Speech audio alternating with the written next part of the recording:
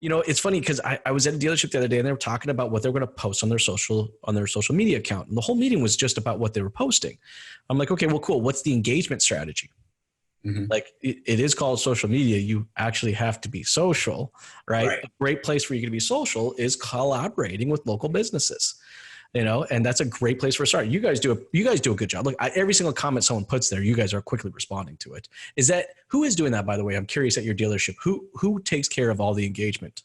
I do. I finally hired somebody else to take over I was juggling all these for years. And finally found somebody to take over the picture taking because we needed to focus more on the branding, on the marketing strategies. Good morning and welcome to yet another episode of the Coffee with Jason podcast. On today's episode, Jason is jamming with Brian Ortega. They'll be jamming about the value of video, social engagement, and how to maximize on your spend. Pour a fresh cup of that closer's coffee and buckle in for today's great episode with your host, Jason Harris. But first, a quick word from our sponsor. For freshly brewed discussion on automotive sales and marketing, this is Coffee with Jason. The Coffee with Jason podcast is sponsored by Closer's Coffee. For that full-bodied, rich, sweet flavor with a bright acidity.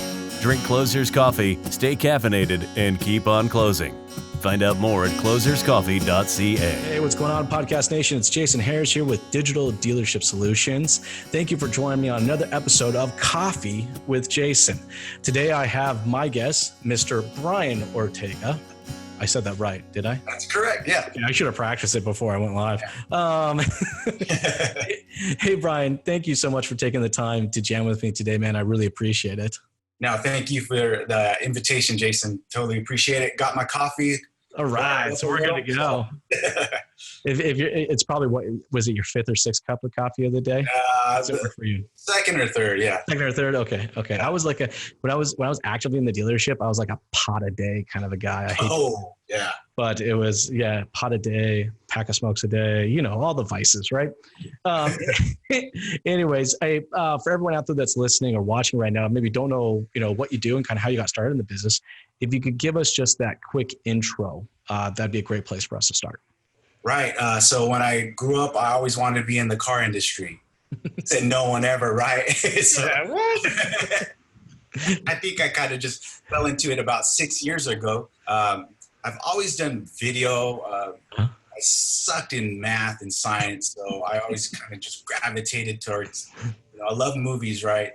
And so I had a job at an Air Force base kind of doing media stuff, but not production. I did go to UC Santa Barbara, film school, the whole 9 yards, where we studied film and wrote 12, 14-page papers on just the sound in the background and all that. So somebody said, I know somebody that can take pictures and obviously for the used cars. And that's what I got hired to do, just take pictures of used cars. And just things started evolving and, hey, I know how to do this. I know how to do that. Of course, the GM was like, oh, I don't have to pay somebody else to do that. This guy can do it. So it kind of just, yeah. So that's where I am right now. And I'm the current creative director, always coming up with ideas, strategies, funnels, plans, and things like that. That's so cool. In fact, actually, I really dig that title. And, after I saw your LinkedIn profile and I looked at the title, I was like, well, you know what? That's a cool title because it really makes a lot of sense. I'm like, how many people are actually, there is not a lot of you creative, was it manager, creative manager? Director, yeah. Creative director. Whatever you want to call yourself, that's what you're going to I know, right? Well, that's typically how it's always kind of, in our industry, we've done a really good job of just kind of like making up titles as we go along. We're like, oh yeah, shit, that sounds good. We'll just go ahead and call it internet operations or, whatever it is. But so that's cool. So you started taking out pictures, started doing pictures in the used car department. And obviously the dealership saw some value in committing to merchandising their products online. At what point in time did they start to see the value in shifting from pictures to actual video? Like I said, I've always been involved with creation and things like that. And remember when Facebook, it was just taking pictures of the cars and also people when they get the cars, that was it, right? That was, that was the thing. Yeah, that was it. And then there was actually somebody before me, a social media manager, and he would always just come up to me, hey, let's do you have an idea on something? So he kept coming to me, and then I commute to work. Yeah, I commute to work, and then I was like, I found something somewhere else, and then my manager saw my potential, and he kind of said bye to the other guy, so I kind of took over that. So it sounds like it was like a real life of battle of the wits then, huh? Who was going to get the job or not? That's so typical in our industry, right? We're like, this other guy's better. We'll keep the other guy. So, okay. So you started doing video. Do you remember, what was the first video you did for the dealership? Oh my gosh. I remember when Periscope came out. Remember? Okay. Now you just dated yourself. Yeah, exactly. And I remember telling my GM, oh, this video thing is going to be big. I'm telling you. So I just did some videos. We live in the desert, or the dealership's in the desert. So took a Tundra out and just made some videos, of it moving around with the GoPro and all that stuff. So I think that was the first video we actually did. That's cool. And at what point in time, what year was that exactly? So I can give some people some. Oh, yeah, 2014. See, look, that's 2014, right? So, a lot of people right now are still sitting back trying to figure out this whole video thing. And, is there ROI in it? And, when they should get into it. So, this isn't necessarily new for you guys. You guys have been at this for a while, and I imagine you guys have made some mistakes, and with those mistakes have learned some lessons, and I imagine right out of the gate, this commitment to creating video wasn't probably the ROI positive, let's say. It's like, at what point in time did, from 2014 when you first did the video, how much later on did you start to see like, hey, like we got some here, like this is creating some buzz, people are coming in asking about it? How long did it take until it was kind of that point? What we did was actually it was with Facebook. We started, because the Facebook ads were low back then, before everybody started jumping on, right? Yeah. Exactly. But we do a car giveaway. And yes, I saw that. I saw the van you guys did not that long ago. So we did a car giveaway about that time, and I made a video. Obviously, it was like 4 minutes of, after they won the car, invited the family in, all that stuff. That was back when, content could be a little longer, right? It's now just 60 seconds. But I think then we teamed up with the local group, Facebook group up here for the community.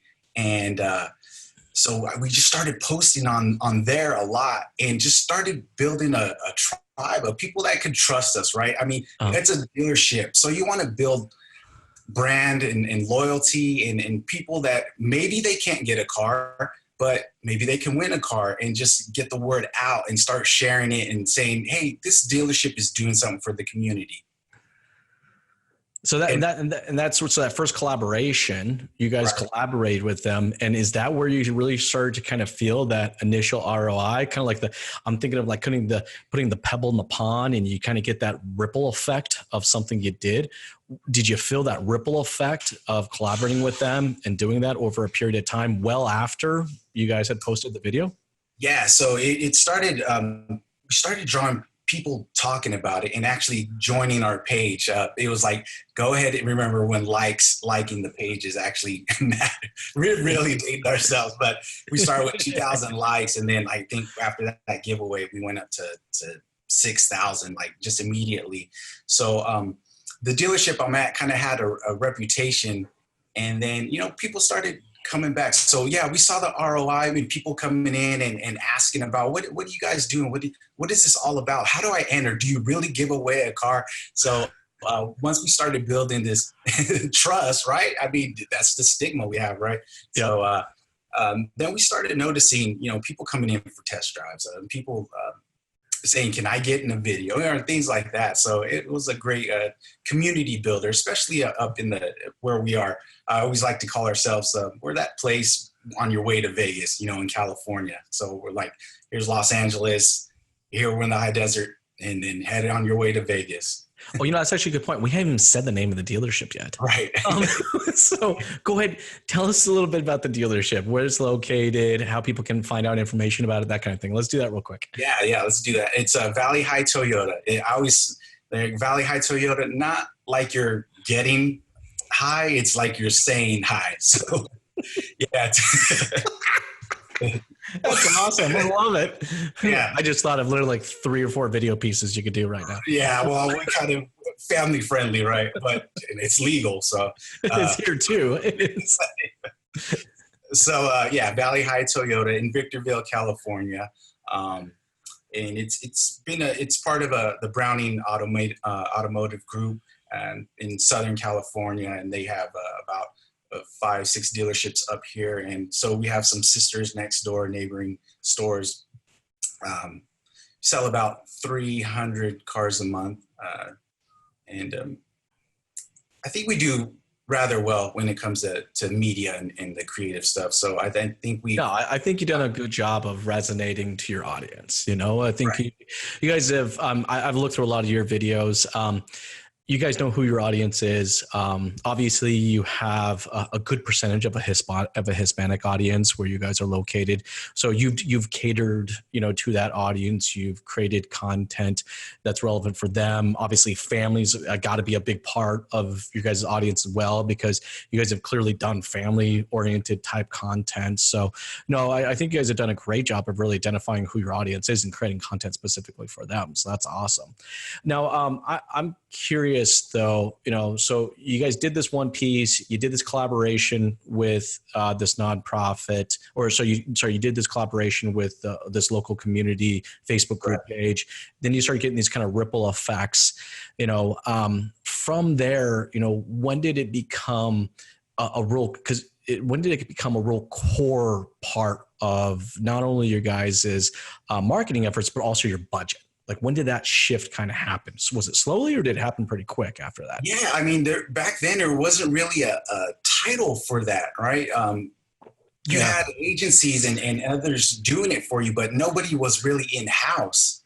And so we just started, and I give props to my GM, because he just let me have a creative reign on a lot of stuff, because you're right, he didn't know what are we going to do with this money and traditional stuff, right? We put a lot of money in the newspaper. We put a lot of money on, in mailers and in radio. And so when this video stuff started coming up, and I was telling him, look, I'm posting this back when you didn't have to pay to play, right? But your organic reach was big. I mean, look, 14, 15, even getting into 16, your organic reach was still really, really rich. It's only within the last 3 years where we've, it's gotten more difficult to play in that organic space.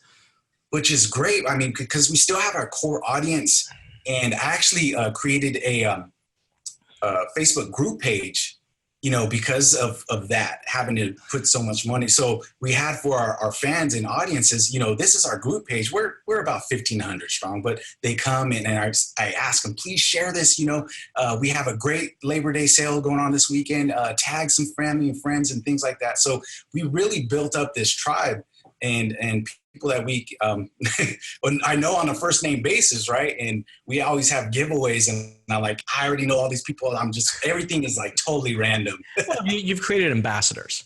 Right. So, through your guys' efforts of educating and entertaining people with video, you've created a brand that has now become, has been known for, educating and entertaining people when it comes to automotive and Toyota specifically. Right now, I noticed pretty much, it looked like on social media, you can tell you guys were early on because you got everything your name exactly the way you wanted it to, right? There was there's no underscores or, or dashes or any kind. Everything I saw was Valley High Toyota, right? Valley High Toyota, yeah. I was like Toyota Valley. No, it's Valley High. So, I saw your Instagram account had even been around for a while as well. So it looks like you guys were early on at Instagram. You guys kind of caught early on with Facebook, YouTube. I mean, look, you got a fair amount of subscribers on YouTube. That wasn't a small amount by any means, right? Right, and that's where I want to kind of get everything going. And that's why, I don't know, you've seen the commercials, obviously, and I post them here on LinkedIn or on the other pages. And we kind of have this, get ready for the next one. And we actually got in trouble a couple of months ago, I think in April, when Game of Thrones was coming out. And well, it's good you guys got in trouble. well, yeah. Means people are paying attention to it. I love that piece, by the way. That was one of my favorite ones. Yeah, so we totally shot this whole thing, called it Game of Loans. We had our finance director in there, signing one of the White Walkers, right? I can't really call them that. and they're, oh, you guys can't say that. So what we try to do with our marketing is kind of be relevant to what's going on, right? Whatever's going on. Yeah, everything, Labor Day, all those specials, but little things like that. Friday the 13th, we did stories like, there's a black cat, but hey, how you're a black cat, but hey, go buy a black car or something like that. Put a black cat in the story, things like that. So yeah, we were really early on and all that stuff. And our YouTube channel, we kind of grew organically. A lot of contests, Jason. Yep. We do a lot of contests and giveaways pertaining to what's going on. We've given away turkeys. And just by, hey, go ahead, comment below if you need a turkey, and then we'll randomly select winners that way. So we really want to be a part of the community. And when maybe they're not ready to get a car then, but hey, when you do have an opportunity, just give us a shot. That's all we ask. And people will come in and say, I've seen your videos, I've seen your commercials. You guys look like you have a lot of fun there, and we want to give you a shot. So that's where we are, is convincing the sales force, right, that we built this brand, we built this personality. Mm-hmm. We got to keep it in line, right? We got to keep that going.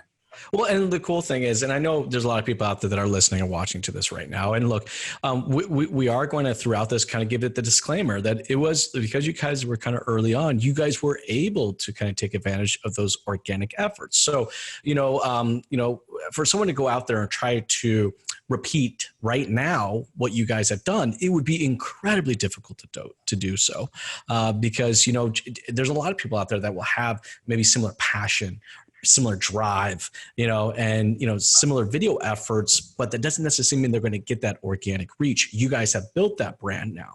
So now you're able to kind of continue to maintain that and continue to grow off of that. It's like, you're right. You guys' brand is known for that. If I'm going to go buy a Toyota, why not buy it from the fun place? Because they look like they're having fun. They're clearly having fun in their day-to-day efforts, right? So I think any dealerships that are thinking about getting into this, it's not necessarily the content that you're going to have to create to develop out the brand ain't necessarily going to be just one of the dealership, like the Toyota dealership. You're going to have to go kind of deeper now. Now it's like you guys are so it's awesome. You guys did it when you did it, right? Right.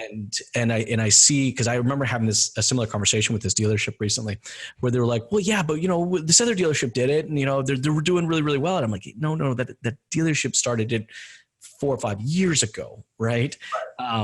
To trying to get in front of that many people is either it's going to cost you to play, like you said, all right, or you're going to have to find some other niche, some other data points, all right, to get into and in front of people and create that brand loyalty. And you guys have not only created the brand loyalty, but you've also figured out a way to kind of continue to maintain that brand loyalty, right? Right. I mean, we always have to come up with something different because we kind of noticing in the area, right? People are kind of, like I said, we did early on with the video stuff, and we kind of noticed, people, I don't want to say copycatting, which is fine, right? It's the biggest form of flattery, but you got to have somebody that has that personality, somebody that just doesn't care. And I'm not going to use the other word, but doesn't give a who. Oh, you can say it. You can say it. Shit. We can say it. No, it's totally okay. I can say it for you. Yeah, exactly. But I know it can happen now. You just got to find those personalities, find your selling points, right? Your unique selling points, and then just drive on that and hit something. And now we need to focus on service and parts and how are we going to help them out, and I mean, we did WOW for the walk around Wednesdays, WAW, right? That's exactly. I like that. Yeah. And so it was time for Wow Wednesdays. And what we did was, and it goes back to the community, Jason, team up with local, not local dealerships, but local businesses that will be willing to give something away. Hey, now you have access to their audience, and now they can share it. Say, hey, watch Valley High Toyota's live feed. We do a lot of live, obviously because of the organic reach, and the sharing, all that. Well, tune in live at 12 p.m. They're going to give away some pizza. The other day was National Cheese Pizza Day, so we teamed up with the wait. There's an actual day for this? Yeah. Why was I not a national day calendar? Today's National Guacamole Day. I was going to buy some. Uninformed. I'm looking at my team right now. Why did I not know yesterday was National Cheese Pizza Day? All right. No, it was last week or something like that. Today's National Guacamole Day. Is it really? Okay, now this is just too awesome. But no, to your point, right? I mean, a collaboration for anybody out there that's, that has had an opportunity to take a look at you guys' stuff and what you guys are doing, how you guys have created a page. If they, I think that's a great point. They're asking themselves, how do I get started doing this? Collaboration is a great place to start. I mean, you could do, I don't know, veal sandwich Tuesdays. All right. And there's a local restaurant down the street that makes amazing veal sandwiches. Right. Okay. So you're collaborating with them and their audience. All right. And you're using your audience to tell them how amazing it is. And it's how do I eat a veal sandwich in a Camry? Well, this is how you do it. How do I eat a veal sandwich in a Tundra? Well, this is how you do it. Right. You can make these entertaining collaborating pieces, which will exponentially just grow your audience. Right. And, look, you're doing a solid for the guy down the street, for the little guy down the street that's making those veal sandwiches, and he's got a passion behind it. Look, his passion is equally as high as your guys' passion for selling cars. So collaborating together, even though it's totally different things. Yeah. Someone's listening to this go, what the hell is veal sandwiches and selling cars? But I think you're following me down the rabbit hole, right? Well, it's a win-win-win, right? I mean, the dealership wins because we're giving something away. The place that you're collaborating with wins because now you have access to our audience. And maybe you say, eat this veal sandwich and save $10 when you mention Valley High Toyota. You watched your live feed, something like that. And then the customers win because now they can win that veal sandwich or get that coupon for it. I mean, with our car giveaways, we've done this with tint shops, right? So not only are you going to win the car, this place is going to tint your car for you.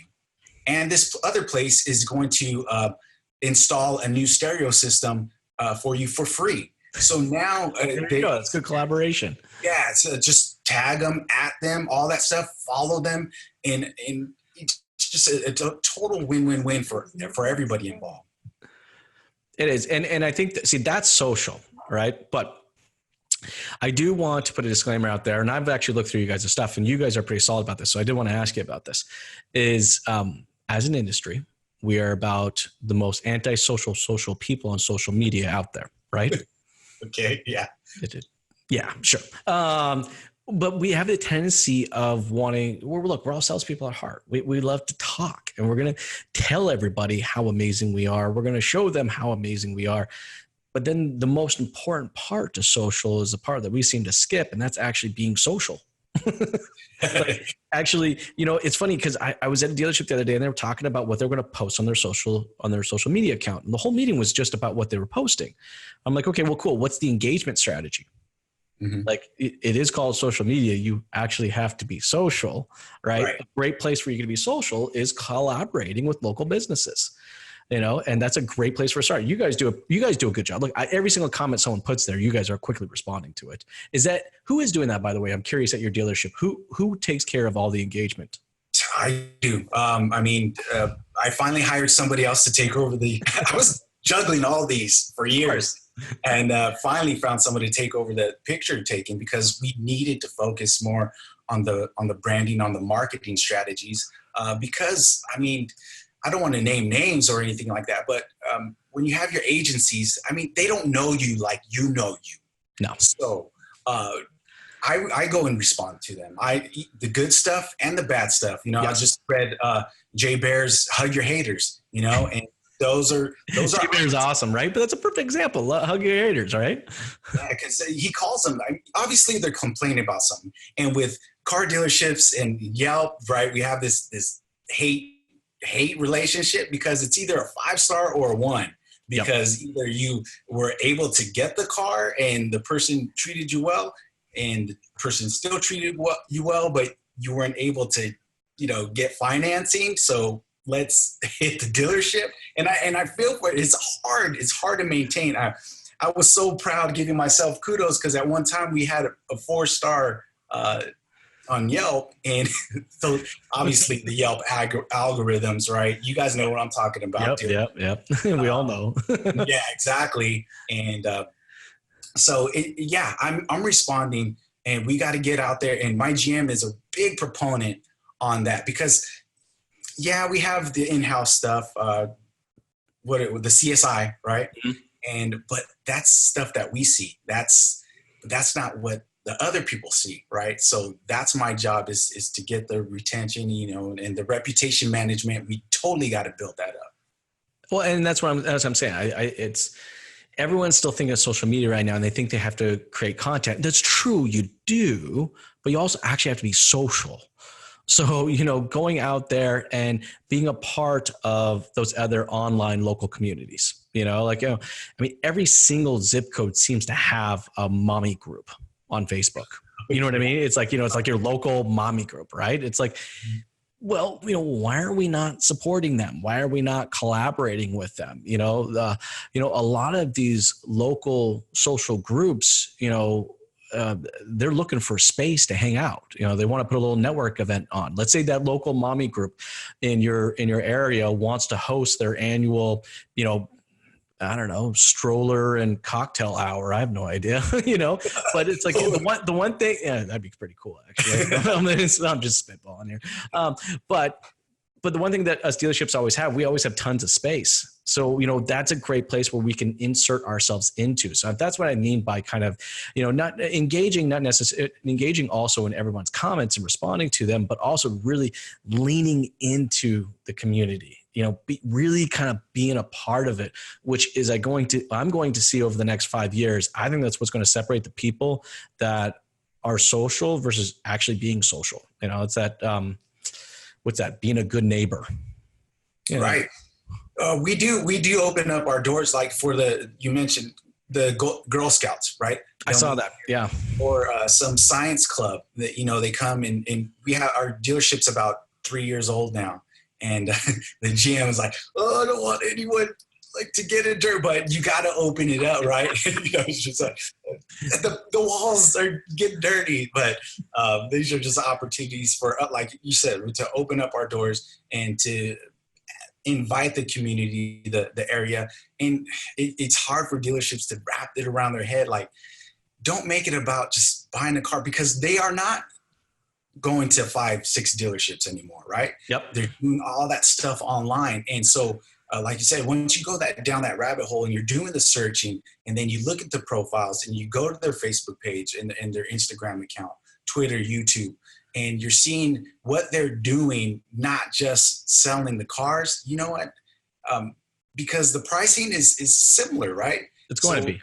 Who's going to give me that experience that I'm going to have a pleasant time, and somebody's not going to push me to sell, to buy a car or something like that.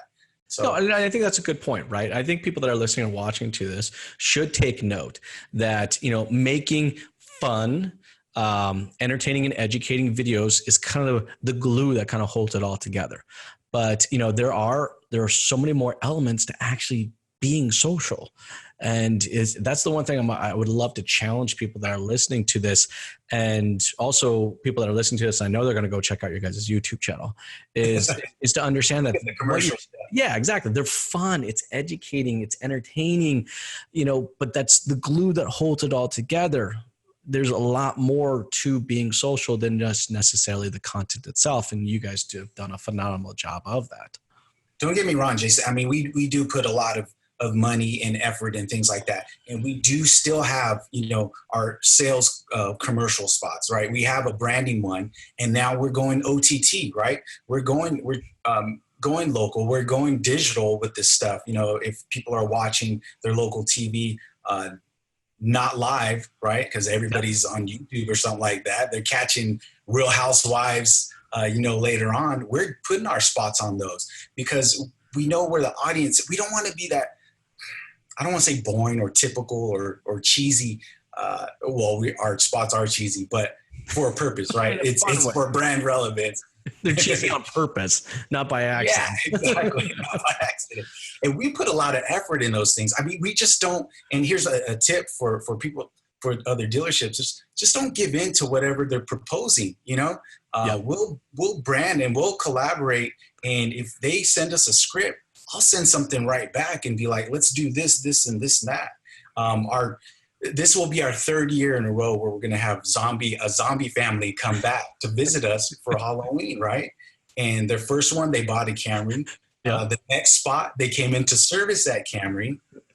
And now this third year, they're going to come in, and I don't want to give up I won't give the main thing, but they're going to trade in that Camry, right? Yeah. For something else.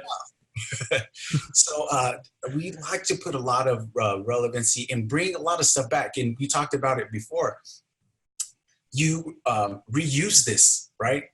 We put it on Instagram, and we'll resize it, reformat it. We'll cut it up. I'll post the outtakes, the bloopers, That's a good point, because I did see you guys do a good job of, you make a 16:9 format, but you're also contextually changing the formats to whatever network you're putting them into. So I saw your Instagram story ad. You had the full vertical story piece. You had the 1x1 square piece for Facebook. You guys have made the commitment to that too. Understanding the people that are consuming that content on those networks, they want to consume it a specific way. You're not just posting a YouTube link and saying, go click here to check my YouTube link out.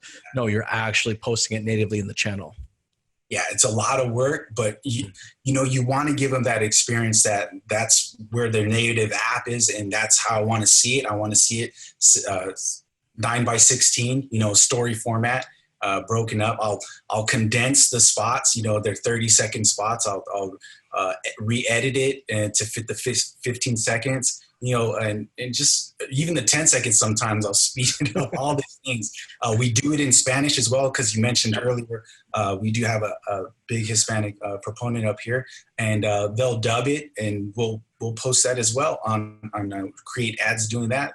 So it's just a matter of you're vying for everybody's attention, right? That's what Gary Vaynerchuk is always saying, right? It's the commodity. I mean, you're trying to get people's attention. So it's almost to the point where, we sell cars, right? That's the main thing we do.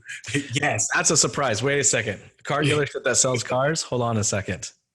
But no, you're absolutely right. It's not like everyone knows what we do. Okay. How we do it and why we do it the way we do it, they don't know. All right. So that gives you that there's the opportunity. There's the content opportunity, right? You guys have fun. I imagine. Well, we give this image that we have, but it's a lot of work. Yeah.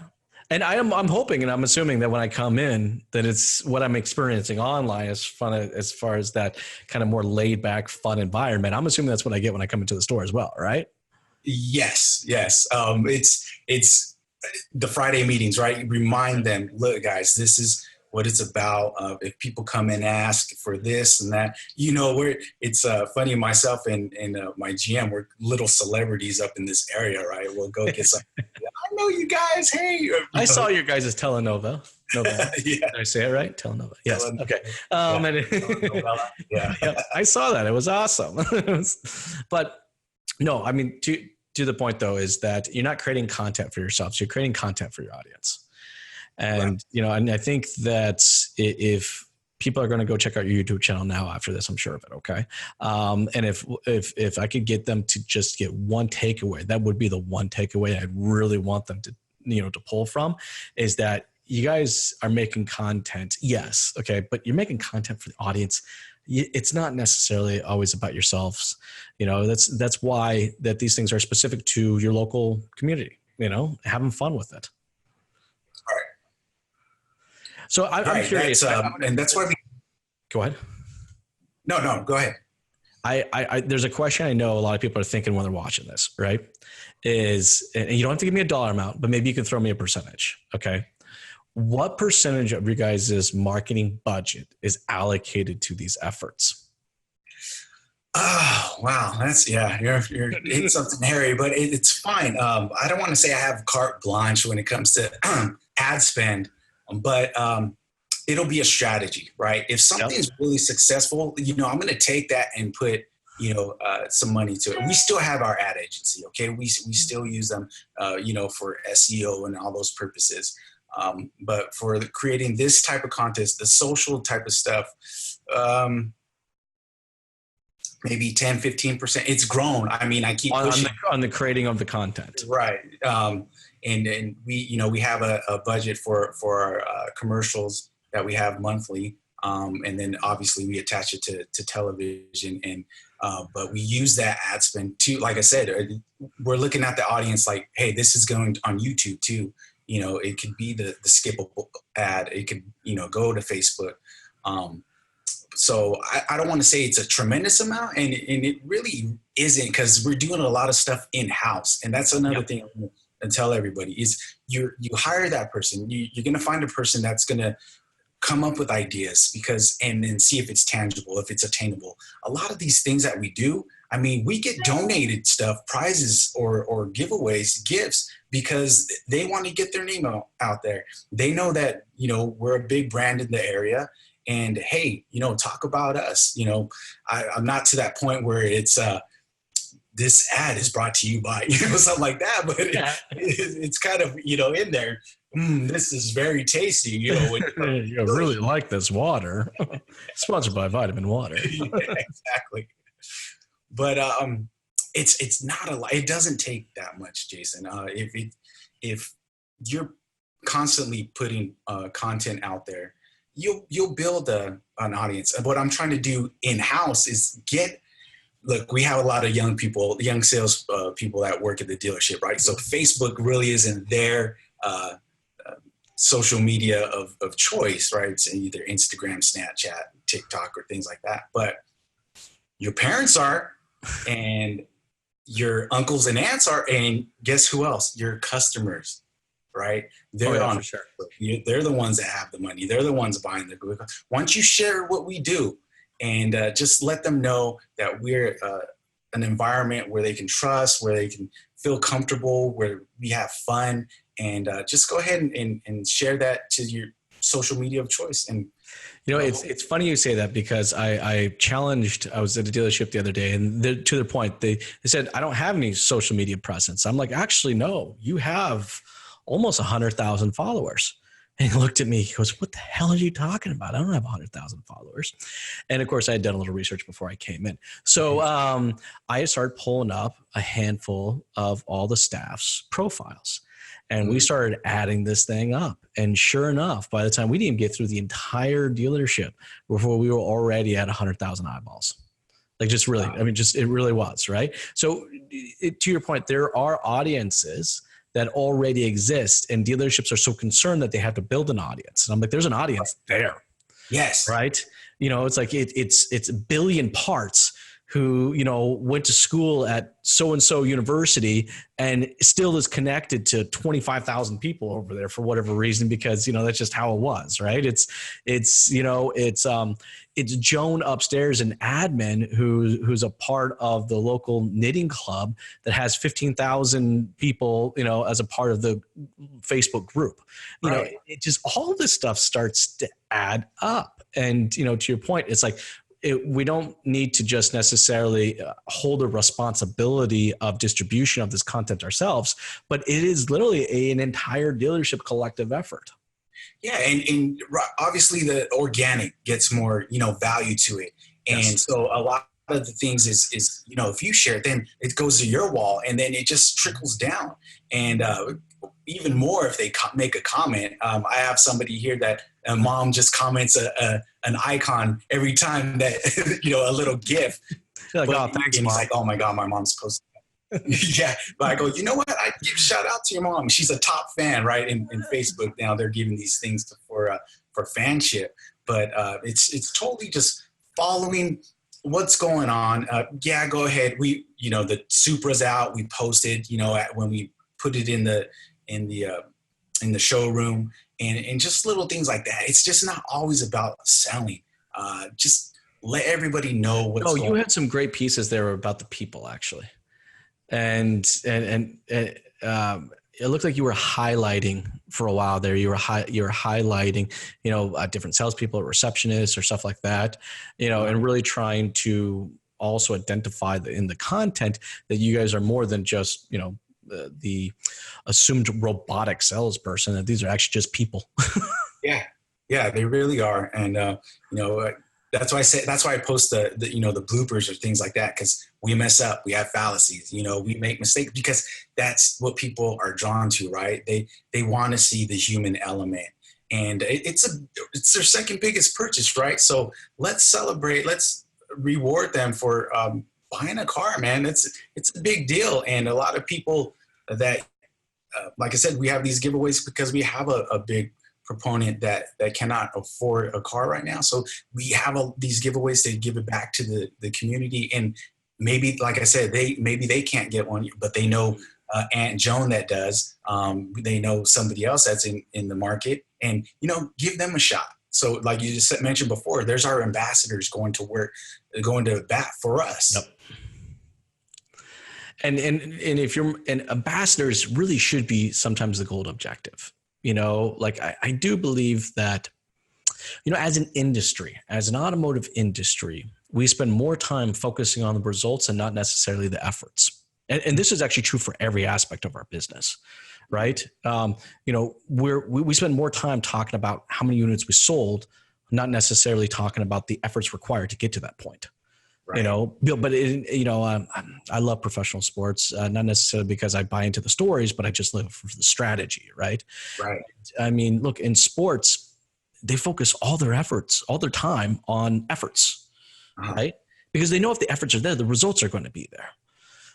So it's like, creating content and being social, that we have to be focusing on the efforts. The results will come. Yeah, and well, if we're gonna go, you now you hit my spot there. Go Dodgers! But there you go. I mean, a lot of times we're swinging for the fences, right?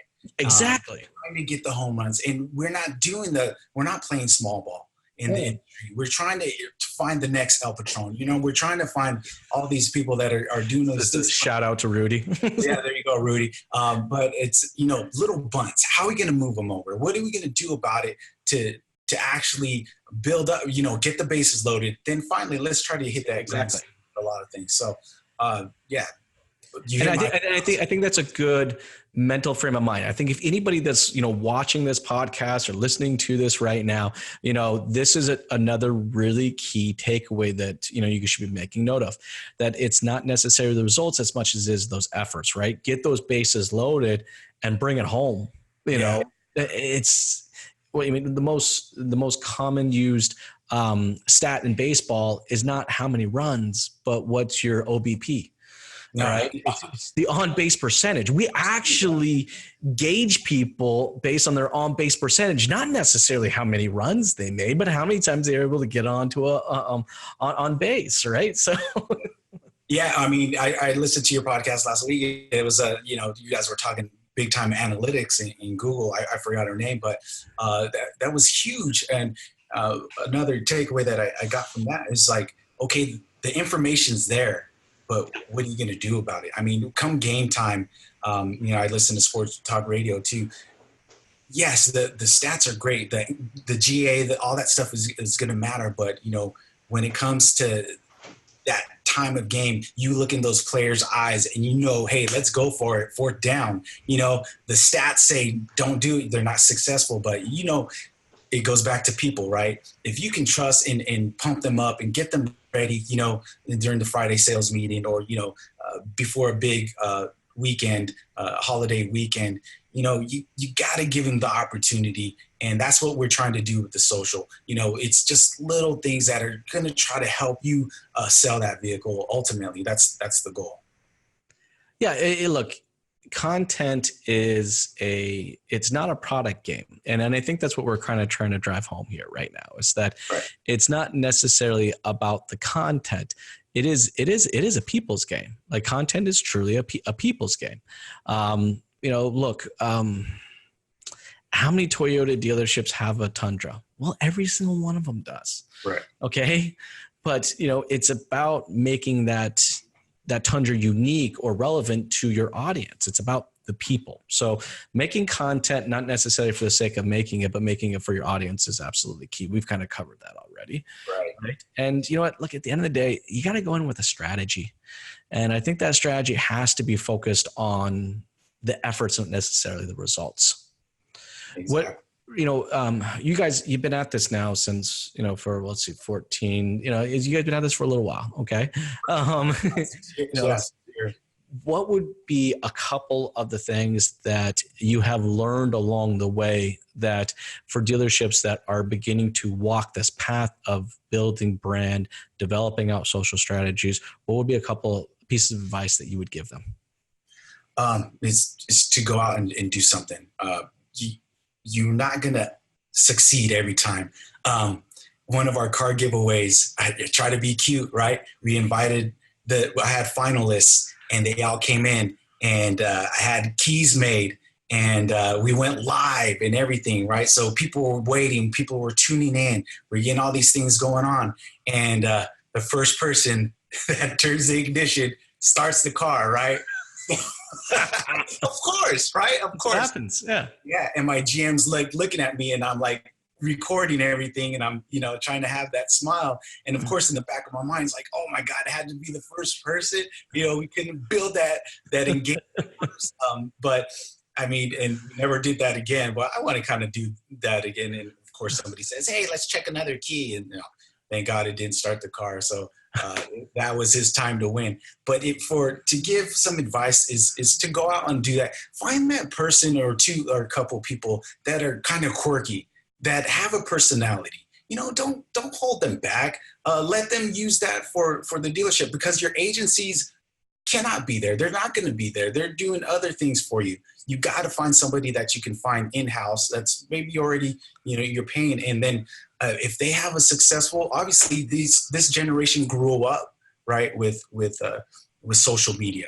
So they already know how to play the game. It's how you can use them for your advantage, because everybody in the dealership we talked about their audience and people that know how to do certain things, that are talented in other ways, and use that and kind of, well, everybody wants to get paid for it, right? I remember when I started, I didn't know about the car industry, right? I hated it. And then when I came in, I was like, I'm one of them now. And I asked the sales guy, hey, this was when I was taking pictures of the cars, can you just drive around the planter? So he's like looking at me like, I'm next. Like I'm, right? I'm up. I couldn't get it because I didn't understand. You just didn't want to help out. But that's where we are, Jason. And you can find those people. They're there. So another thing that I would do is, like we talked about it, collaborate with local businesses, bring them in, let them know what your efforts are. And, everybody can participate, because ultimately it's for the community. It's for the area, and you want to do this. You want to be that go-to place that makes it fun and energetic, exciting, because where's this industry going, man? Is it a Carvana thing? Is now that Amazon's involved? So what are we going to do to separate ourselves from every other dealership around the block? Well, and I think you guys are doing a great job of bulletproofing your business. All right. Look, you have years ahead of everyone else now of creating a Valley High brand. Okay. Now, will that Valley High brand turn into Valley High something else over the next 10 years? Who the hell knows? Like, honestly, I'm not going to say one way or the other, but the bottom line is that there's still that Valley High brand, that fun, enjoyable, poking fun of each other, kind of just a fun place to do business with, right? You guys have created that, and that doesn't go away, right? And the cool thing is that you own that, not the manufacturer. You own that brand. Right. That's yours. right? That time, that effort, that money, that sweat and that blood that got put into that, okay, that's your guys's, and you guys will own that forever. And the cool thing is it never really kind of goes away unless you seriously screw something up, which I can't imagine would happen. But, you're just going to continue to build off of it and build off of it and build off of it. And what the brand looked like 4 years ago versus what it looked like today and what's going to look like 4 years from now. You guys have just set the path for just continued growth. I mean, it doesn't matter what happens as far as the economy goes or anything else. I mean, you guys will still always have that brand equity, and you will still always have that opportunity to occasionally cash in on some of that brand equity. Yeah, I mean, the dealers, the managers, the GMs, the owners and things like that, give it a shot. I mean, we have this mentality like, I'm going to do radio and that's all I'm going to do. I'm going to do, our mailers and things like that. You got to open it up. Give the opportunity. This is where we're headed. I mean, like you said, we caught it early on because I was like, man, this is going to be something. And now we're working on video and emails and all that stuff and landing pages and our website, rebranding that and all that stuff. So,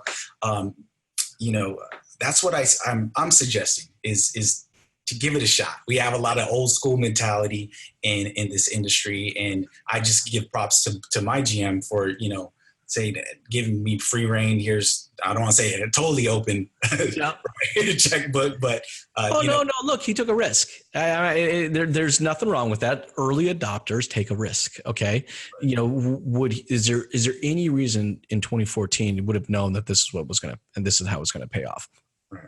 I don't think so. I mean, I don't think there would have been any example at that point in time saying invest this money, invest this time, and this is what's going to happen. No, So no, I think you guys are most definitely reaping those benefits, and you guys will continue to reap those benefits. But to your point, kind of earlier, what we mentioned on is that building out that brand, creating that awareness, getting that attention, in 2014 and 15 and 16 and 17. It was relatively easier. Look, now we're in 18, 19, right around the corner of 2020, right. It's to cut through the amount of noise now. That's what it is. It's going to get more increasingly difficult. And people are going to have to start thinking outside the box. They're going to have to look to capitalize on attention where they never would have thought before. Hence an example of looking internal at the 50,000 to 100,000 connections you already have, but you don't know you have. Right. So and that's something that we have to remind them, right? We have to let them know that people are just going to walk off the street. I'm really trying to get our dealership to where did they really come from, right? Location. Really? Come on. They really come. So I really want to make sure that our sourcing, whether it's through Facebook, there's through our radio commercial or things like that. If we really, I'm probably going to create a checklist. Did you see our commercial? Have you heard our radio spot? All those different things. But dealer principals, give it a shot, man. I just want to encourage them.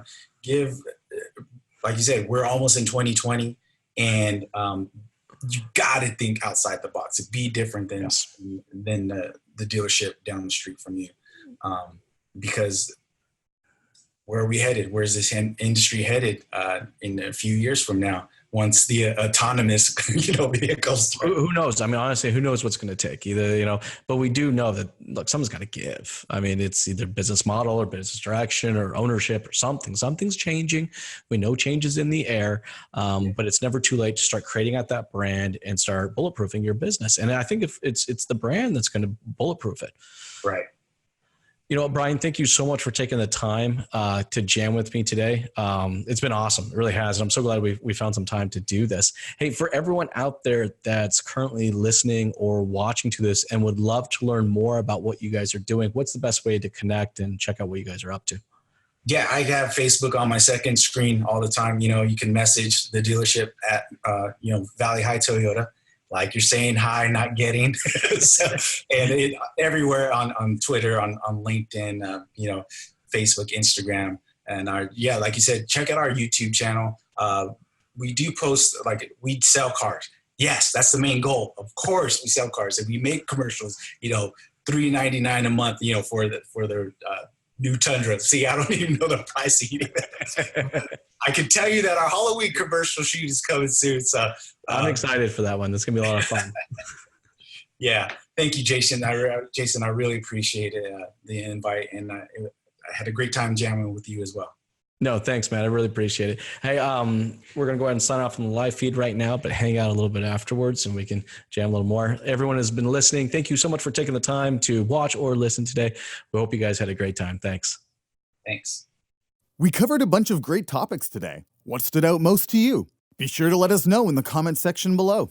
And don't forget to like the post and share it to keep the conversation going. You can follow Jason on all social media platforms by following Strategy with Jason. You can find him pretty well everywhere you can share content. I hope we were able to get you thinking. And until the next time, this has been Nathan with Digital Dealership Solutions. Have a great day.